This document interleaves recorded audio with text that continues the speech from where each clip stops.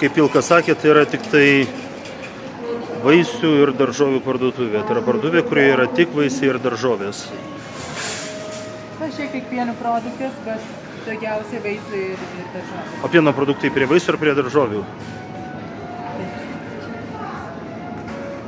Va, pieno produktai.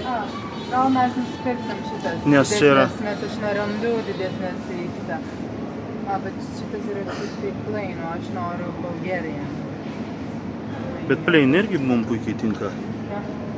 Plain. Bulgarian turi daugiau proteinas. O šitas turi šiek tiek mažiau. Palauk, sekundėlę, mums reikia dar paimti tada tą krepšelį. Gerai? Okay. Na, mes neturim daug laiko, tai... Tuoj paimsiu krepšelį. Štai krepšelis atvažiuoja.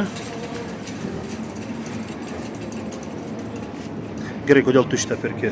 Kokia jo sudėtis? Dėl to, kad yra Palauk, mažiau cukraus.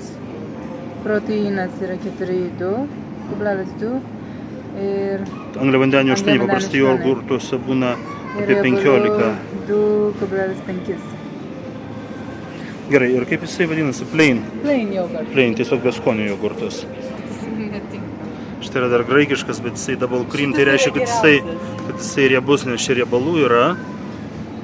Pritraukime, palauk sekundėlę, baltymų tiek pat 4, angliavandenių 5, nedaug, bet riebalų 7, daugoka.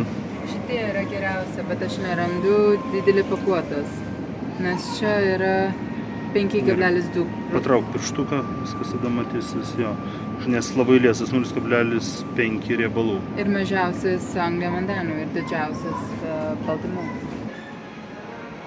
Pasirodo, ir kiaušinių yra, ir kiaušinių niekada nėra per daug.